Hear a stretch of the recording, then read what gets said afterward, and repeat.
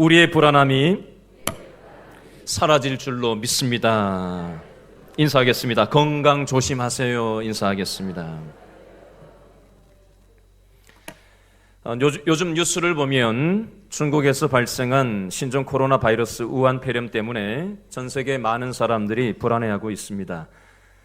마트나 영화관에도 사람들이 많이 줄어들었다고 하고요. 우리나라도 오늘 아침 뉴스를 보니까 확진자가 3명 더 늘어나서 현재 15명으로 늘어났다고 합니다. 중국에서는 코로나 바이러스 때문에 난리인데 현재 미국에서는 독감 때문에 1,500만 명이 현재 감염이 되었고 8,200명이 미국에서 현재 독감 때문에 사망했다는 뉴스가 나오고 있습니다.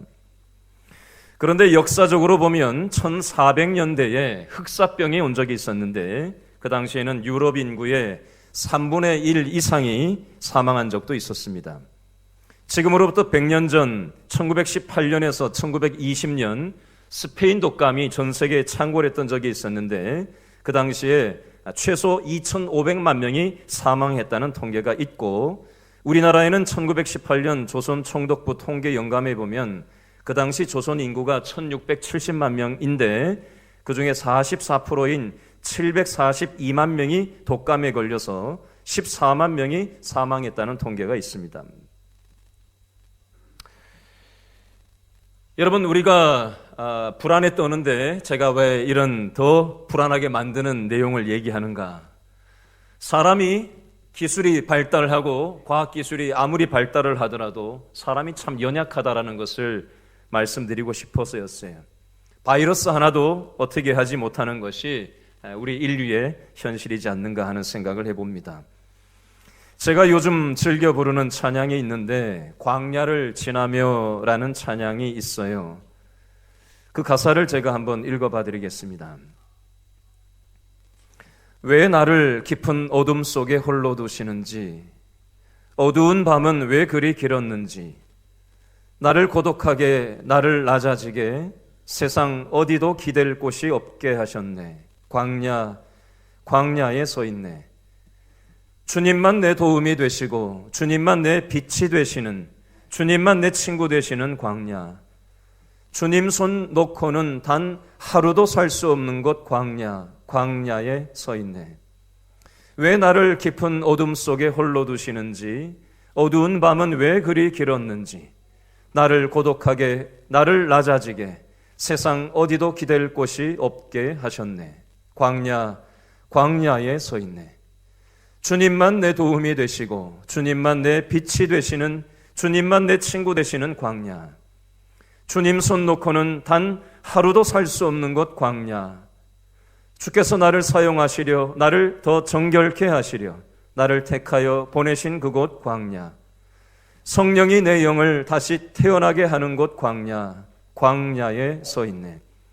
내 자아가 산산이 깨지고 높아지려 했던 내 꿈도 주님 앞에 내어놓고 오직 주님 뜻만 이루어지기를, 나를 통해 주님만 드러나기를, 이렇게 가사가 있는데요. 제가 잘 못 불러서 영상을 준비했는데 영상을 보시면서 이 광야의 의미에 대해서 한번 생각하실 수 있기를 바랍니다.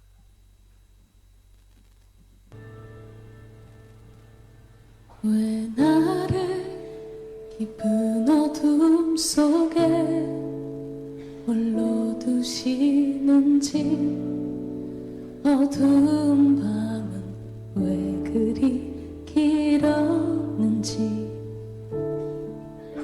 나를 고독하게, 나를 낮아지게 세상 어디도 기댈 곳이 없게 하셨네.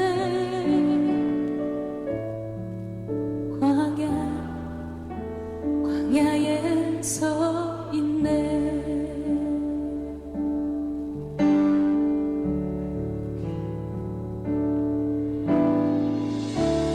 주님만 내 도움, 주님만 내 빛이 되시는, 주님만 내 친구 되신,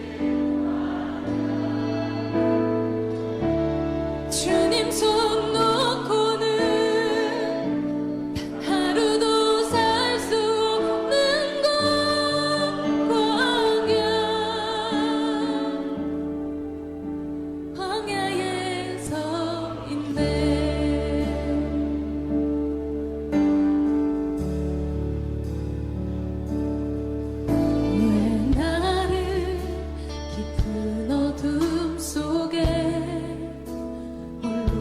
주시는지 어두운 밤 왜 그리 길었는지 나를 고독하게 나를 낮아지게 세상 어디 곳이 없게 하셨네.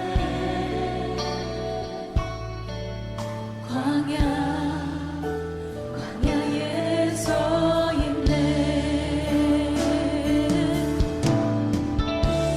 주님만 내 도움이 되시고 주님만 내 빛이 되시는 주님만 내 친구 되시는 광야. 주님 손 놓고는 하루도 살 수 없는 것 광야.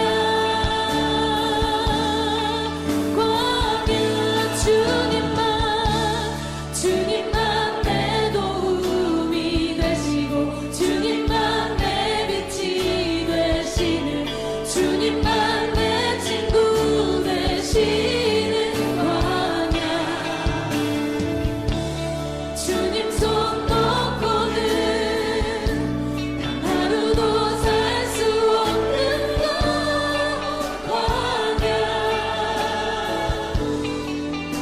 광야에 서 있네.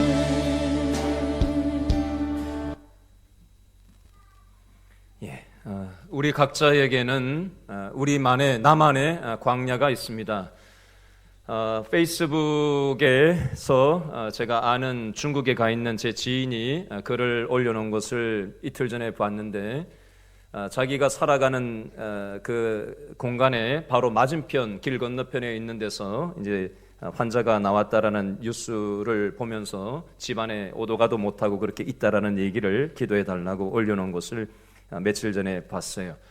현재 우리 교회에 윤상대 집사님 그리고 김삼래 권사님의 아들도 지금 중국 시안에 가 있고요. 정성호 장로님과 김행자 권사님의 사위가 되기도 하죠. 그리고 또 우리 이상원 집사님, 박영희 집사님의 남편 되는 이상원 집사님도 현재 중국에 있는 걸로 알고 있습니다. 위에서 기도해 주시기를 바랍니다. 오늘 본문의 배경을 먼저 말씀을 드리도록 하겠습니다. 요한복음 7장과 요한복음 8장은 초막절이라는 이스라엘 명절을 배경으로 기록되어져 있습니다.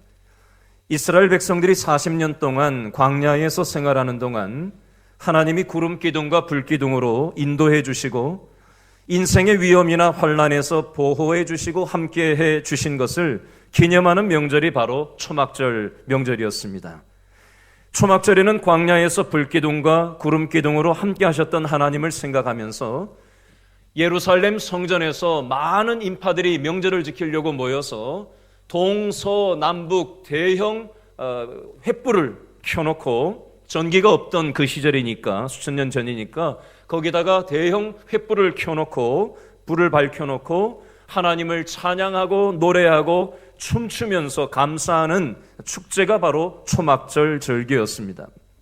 오늘 본문의 말씀은 이 초막절 축제가 끝나고 나서 불이 다 꺼지고 난 다음에 쓸쓸하고 어두워졌을 때 예수님이 사람들한테 하신 말씀이 되겠습니다. 몇 달 전에 잠실 제2롯데월드타워에서 불꽃 축제를 했던 적이 있었습니다. 저는 가보지는 못했지만 영상으로 봤는데 굉장히 화려하고 아름다웠습니다. 그런데 축제를 할 때는 화려하고 대단해 보이지만 축제를 끝나고 나면은 허전함이 있고 쓰레기가 가득합니다. 마치 사이다나 콜라를 마시면 그때 잠깐은 짜릿하고 시원한 느낌이 있지만 조금 지나고 나면은 갈증이 생기는 이치와 같습니다.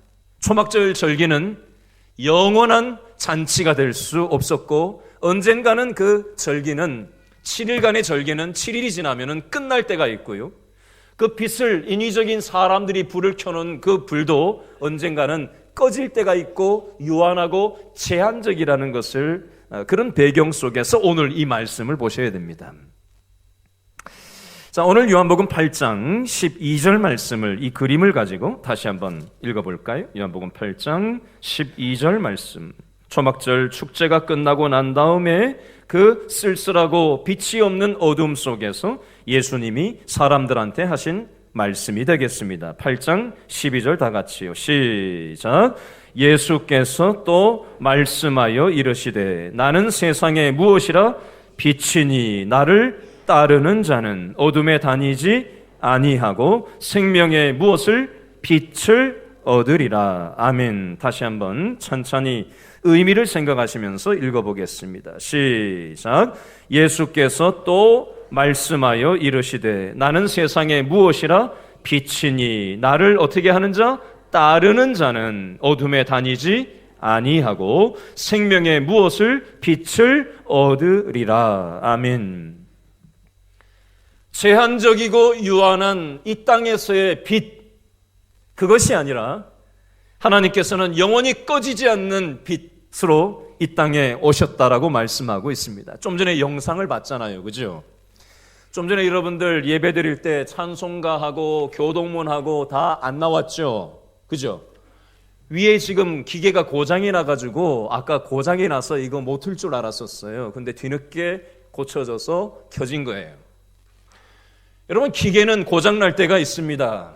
사람이 만들어 놓은 축제, 사람이 만들어 놓은 인위적인 노력들은 한계가 있다는 거예요. 바이러스 하나도 인간들은 잡아내지 못합니다. 그러나 이런 쓸쓸하고 빛이 꺼진 텅 빈 그 공간에 예수님께서 빛으로, 세상의 빛으로 오셔서 어둠 가운데 있는, 무지 가운데 있는 하나님을 인정하지 않고 세상의 빛, 세상의 것에 목을 메고 살아가는 우리들을 향해서 그것을 어둠이라고 얘기하고 하나님 아닌 다른 대체물들을 쫓고 하나님 아닌 다른 빛을 소유하고 그 제한적인 빛을 향해서 자신의 인생의 어둠을 밝혀보려고 하는 모든 노력들에 대해서 그것은 어둠에 다니는 것이다. 나는 세상의 빛으로 제한적이지 않고 유한하지 않은 영원한 빛으로 이 땅에 왔으니 이 빛을 믿음으로 받아들일 것을 예수님께서는 말씀하고 계신 거예요. 여러분, 어두운 곳에서 앞이 보이지 않아서 넘어져 본 적이 있는 분 한번 손 들어 보실래요? 네, 이렇게 되니 이렇게. 자, 우리가 어두운 데 다니다 보면은 뭐 보여야죠, 그죠? 안 보이니까 걸려가지고 넘어질 때가 있어요. 그렇죠? 어두우면 안 보여요. 물리적으로도 내가 가는 데가 안 보이면은 넘어지는 이치처럼 우리가 우리의 앞날을 훤히 보고 다니는 사람들이 없다고요.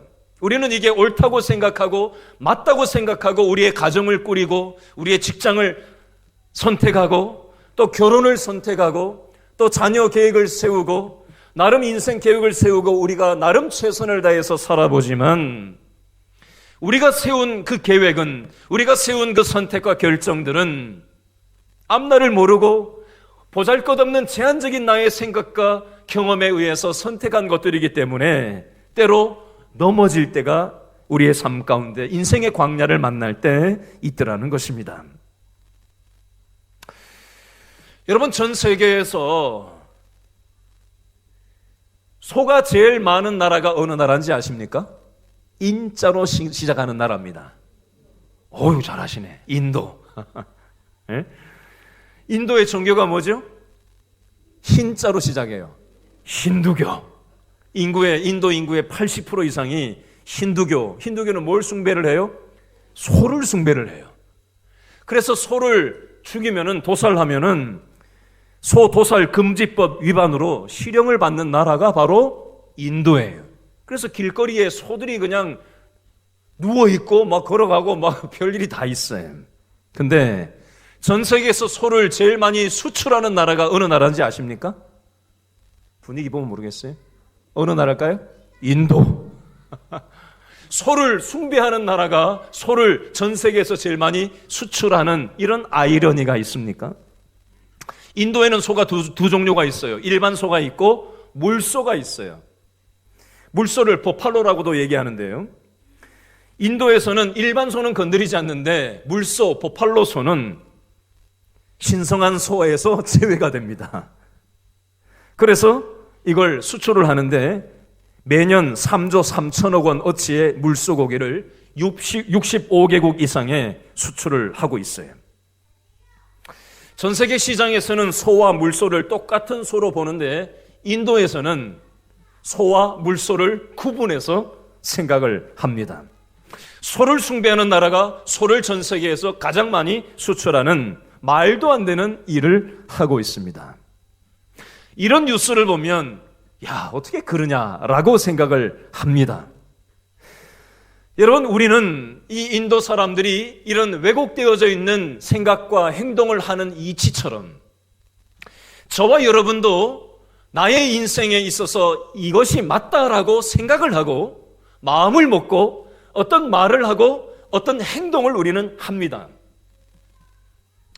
그러나 우리의 생각이라는 것이, 우리의 마음 먹는 것이, 우리의 최선을 다해서 맞다고 생각하면서 살아가는 삶의 방식이라는 것이 얼마나 왜곡된 생각일 수 있으며 얼마나 왜곡된 마음일 수 있으며 얼마나 엉뚱한 삶일 수 있는지 한번 생각해 보실 수 있기를 바랍니다.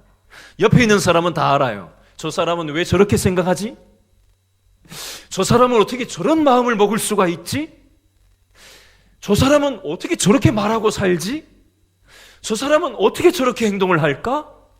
이해가 되지 않는데 본인만 몰라요. 혹시 나의 모습이 이런 모습이 있지는 않는지 돌아볼 수 있었으면 좋겠습니다.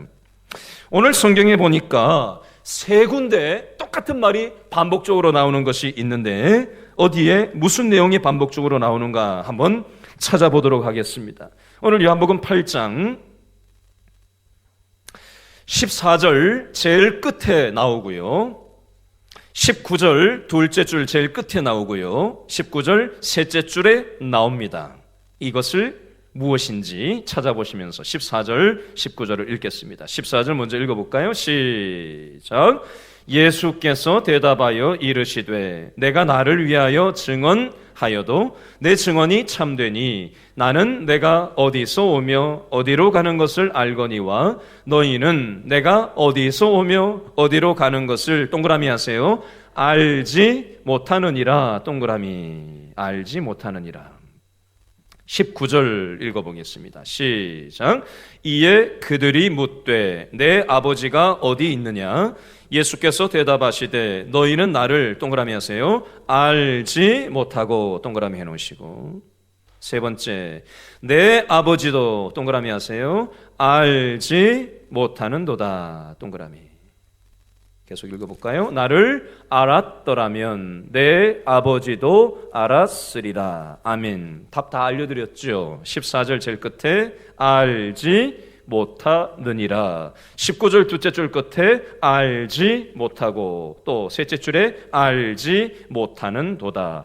누가 무엇을 알지 못했다고 세 번이나 반복 강조하고 있을까요? 13절에 보니까 어떤 사람들이 나오죠? 바리새인들의 동그라미 해보시겠어요? 바리새인들의 동그라미. 오늘 성경의 본문에는 예수님과 바리새인들의 논쟁에 대해서 나오고 있어요. 예수님의 생각과 바리새인들의 생각이 달라요. 예수님의 관심과 바리새인들의 관심이 달라요. 오늘 이 성경에 나오는 바리새인들의 생각과 관심과 행동이 혹시 나의 모습 속에서도 비슷한 면이 있지는 않는지 대입시켜서 생각하시면서 여러분 따라오셔야 돼요. 자, 13절에 바리새인들이 얘기하는 게 나오고 15절에도 바리새인들의 행동에 대해서 예수님이 지적하시는 부분이 15절에 나오는데 15절을 한번 읽어볼까요? 15절 다 같이 시작. 너희 바리새인들은 육체를 따라 판단하나 나는 아무도 판단하지 아니하노라. 13절에 바리새인들이 15절에 너희가 바로 바리새인들을 가리키는 거예요. 자, 예수님의 관점에서 예수님이 보시기에 바리새인들은 육체를 따라 그저 판단을 하더라는 것입니다. 믿음으로 생각하지 않고 세상 사람들이 판단하는 그 기준, 가치 판단 기준에 의해서 판단하고 생각하고 행동하더라는 것입니다. 이것을 요한복음 3장 19절로 21절에는 어떻게 달리 표현을 하고 있는가, 요거 꼽아 놓으시고 요한복음 3장 19절 한번 가보시겠습니다. 요한복음 3장 19절에 보니까 바리새인으로 8장에는 되어 있는데, 이 땅에 하나님을, 예수님을 믿지 않는 사람들이 빛으로 오신 예수님에 대해서 어떻게 생각하고 대하고 있는가, 요한복음 3장 19절부터 21절 말씀까지를 읽어보겠습니다. 요한복음 3장 19절 말씀 다 같이 시작. 그 정죄는 이것이니 곧 무엇이? 빛이 어디에? 세상에 왔으되 사람들이 어떻게 했죠? 자기 행위가 악함으로 빛보다 무엇을? 어둠을 더 사랑한 것이니라. 악을 행하는 자마다 무엇을? 빛을 미워하여 무엇으로? 빛으로 오지 아니하나니 이는 그 행위가 어떻게 될까? 드러날까 함이요. 반대로 진리를 따르는 자는 무엇으로? 빛으로 나오나니 이는 그 행위가 하나님 안에서 행한 것임을 나타내려 함이라 하시니라. 아멘. 다시 한번 읽어보겠습니다. 생각을 하면서 읽으셔야 돼요. 그냥 생각 없이 그냥 막 읽어버리지 마시고 생각을 하면서 읽으십시오. 다시 19절부터 21절 시작. 그 정죄는 이것이니 곧 빛이 세상에 왔으되 사람이 자기 행위가 악함으로 빛보다 어둠을 더 사랑한 것이니라. 악을 행하는 자마다 빛을 미워하여 빛으로 오지 아니하나니 이는 그 행위가 드러날까 함이요. 진리를 따르는 자는 빛으로 오나니 이는 그 행위가 하나님 안에서 행한 것임을 나타내려 함이라 하시니라. 아멘. 19절 20절에 보니까 예수님이 세상에 빛으로 오셨는데, 왜요? 이 땅의 빛은 가짜 빛이에요. 이 땅의 빛은 영원하지 않아요. 축제를 할 때 화려하고 아름다워 보이지만 축제가 끝나고 나면은 불이 다 꺼지고 나면 그렇게 쓸쓸할 수가 없어요. 이 땅에 우리 가정에 빛이 없으면, 우리 직장 생활에 빛이 없으면 무법천지가 되고 하나님의 빛이 아닌 다른 것이 점령을 해버리면 그렇게 직장 생활이, 가정 생활이 힘겨울 수밖에 없습니다. 그래서 보다 못한 예수님께서 이 땅에 어둠을 물러가게 하시기 원하셔서 빛으로 이 땅에 오신 거예요. 근데 사람들의 마음이 빛보다, 진리보다는 어둠에 있는 게 더 편하고 좋은 거예요. 자기 기득권을 지키고 자기 힘을 과시하고 돈의 논리로, 이 세상의 논리로 있는 것이 더 행복해서 진리를 밀쳐내고 빛을 밀쳐내고 내 마음이 어둡기 때문에 불편한 거예요. 진리대로 살아간다는 것이, 진리대로 직장생활하고 진리대로 가정생활하고 믿음의 가치대로 세상에서 살아낸다는 것이 부담스러운 거예요. 그래서 교회 왔을 때는 교회식대로 하는 게 가장 편하고 세상 나갔을 때는 세상 방식대로 하는 게 가장 편해서 타협하면서 우리가 이 땅에 살아가더라는 것입니다. 자기 행위가 악함으로 빛보다, 이 말씀의 진리에 맞춰서 살기보다 우리는 이 세상의 가치, 어둠을 더 사랑하는 삶을 살아가고 있더라는 것입니다.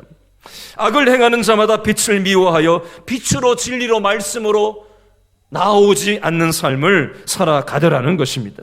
이것이 바로 우리의 모습이에요. 이것을 요한복음 8장 15절에는 너희는 육체를 따라 판단하면서 살아간다라고 얘기하는 의미가 되겠고, 참고 구절로 창세기에 보면 아담과 하와가 에덴 동산에서 선악과를 따먹는 장면이 나와요. 이 에덴 동산에서 아담과 하와가 선악과를 따먹는 장면 앞부분에 이런 수식어가 붙어 있는데, 보암직도 하고 먹음직도 하고 탐스럽게 보일 만큼 아름다워 보였다라고 되어져 있습니다. 여러분, 에덴 동산에서 아담과 하와만 선악과의 유혹을 받은 게 아니라 우리도 예배드리고 나서 우리의 가정으로 딱 들어가면, 예배드리고 나서 우리의 직장으로 딱 나가면 우리는 먹음직스럽고 탐스럽고 아주 우리를 행복스럽게 만들 만한 그런 수많은 것들이 우리를 유혹하면서 달라듭니다. 많은 사람들이 그 길로 다 달려가니까 나만 그것으로 쫓아가지 않으면 나만 손해보는 것 같고 나만 바보같이 사는 것 같아서 우리는 세상과 보조를 맞추면서 살아갑니다.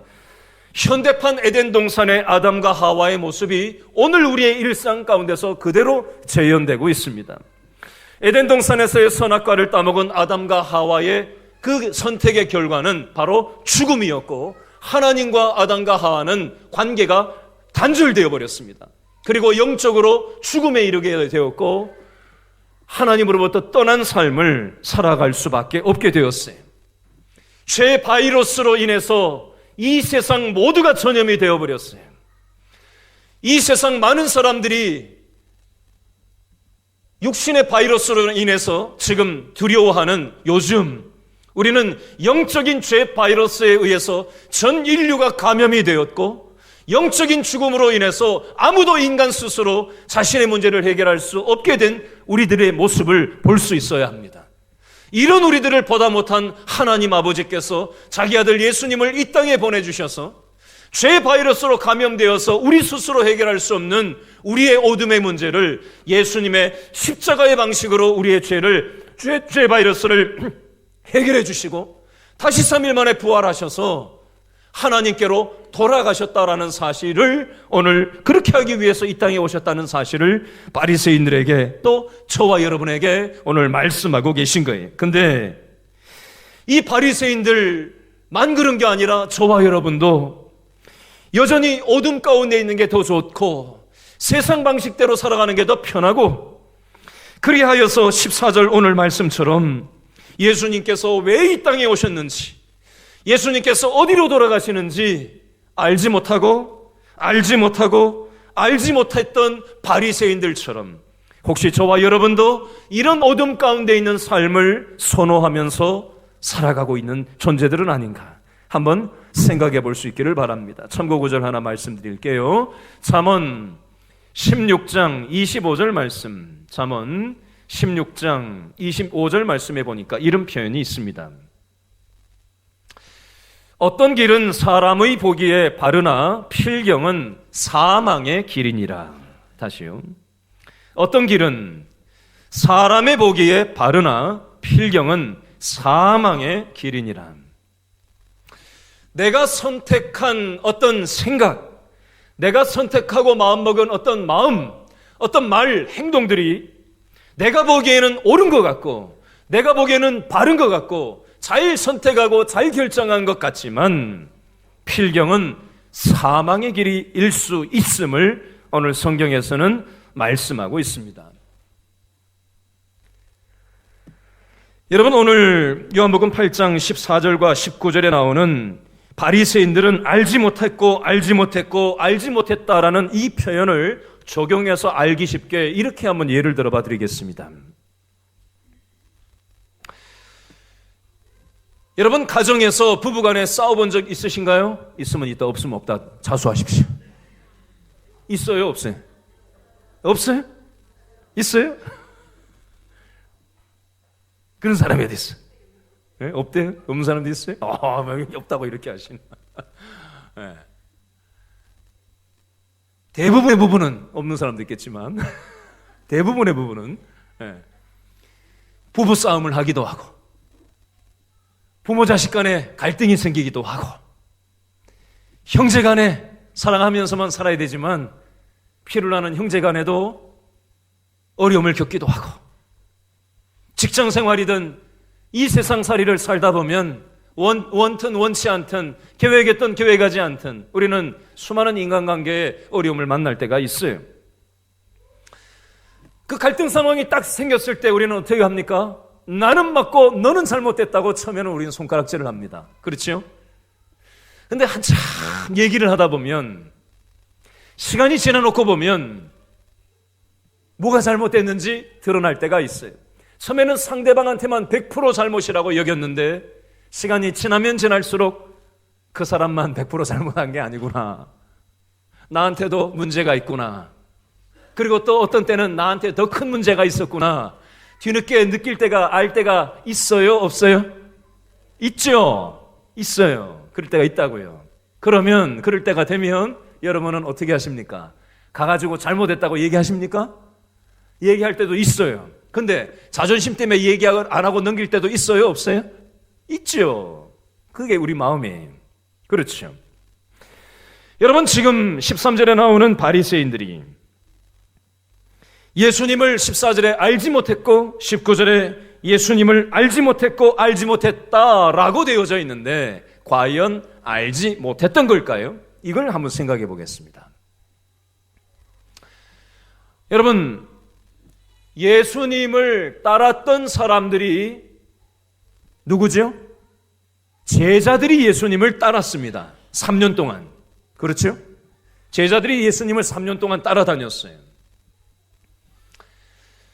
그러나 3년 동안 예수님을 따라다녔던 제자들이 예수님께서 죄 바이러스를 해결하시기 위해서 십자가에서 그 십자가 죽음의 어둠을 이기시기 원하셔서 십자가에서 달려 돌아가실 때 제자들은 예수님을 3년 동안 쫓다가 어디로 갔죠? 다 도망가 버렸어요. 자기도 그렇게 될까 봐. 근데 예수님께서 3일 뒤에 다시 살아나시고 난 다음에 예수님을 만나고 나니 제자들이 자신의 목숨을 걸고 예수님을 따르는 삶을 살아가는 사람들로 싹 바뀌게 되는 모습이 나옵니다. 제자들은 예수님이 살아생전에 죽은 사람을 살리시는 것을 본 적이 있고 불치병 환자를 고치시는 기적적인 일들을 수없이 옆에서 지켜봤던 사람들이었어요. 제자들만 그랬을까요? 바리새인들도 예수님께서 그렇게 했다라는 얘기를 소문으로도 들었고 옆에서 지켜봤던 사람들도 있었습니다. 여러분, 좀 전에 우리가 부부간의 자녀와의 관계에서 이웃과의 관계에서 싸우고 난 다음에 내가 잘못한 것이 드러났어도 우리가 자존심 때문에 내가 잘못했다라는 것을 얘기하지 않는 이치를 한번 생각해 보시면 좋겠어요. 오늘 성경 14절과 19절에는 바리새인들이 예수님을 알지 못했다고 한글 성경에는 되어 있는데 과연 알지 못했던 걸까요? 여러분, 알아도 받아들이지 않는 사람들이 있습니다. 있어요, 없어요? 살다 보면 이게 맞는 건데 그걸 절대로 안 받아들이려고 작정을 하고 달려드는 사람들이 있어요. 있어요, 없어요? 있어요. 바리새인들이 그랬고요. 혹시 우리들의 신앙의 모습 속에서도 이런 모습이 있을 수 있습니다. 여러분, 우리가 신앙생활을 예수님을 따르는 삶을 잘 하기 위해서는 내 기득권을 내려놓지 않으면 예수님을 따르는 삶을 살아갈 수가 없게 되어져 있습니다. 우리는 내 기득권을 쥐고 싶은 마음이 죄의 바이러스에 감염된 경험들이 있는 사람들이고 죄의 씨앗들이 우리 속에 있기 때문에 우리는 내 기득권을 쥐고 주장을 하려고 하는 마음이 저부터가 있어요. 우리가 하나님을 따르고 예수님을 따르는 삶을 살아가기 위해서는 내 기득권과 돈의 논리와 힘의 논리와 내가 편한 것을 추구하는 것들을 내려놓지 않으면 신앙이 들어갈 수가 없어요. 그 틀을 내려놓지 않으면 믿음이 들어갈 수가 없어요.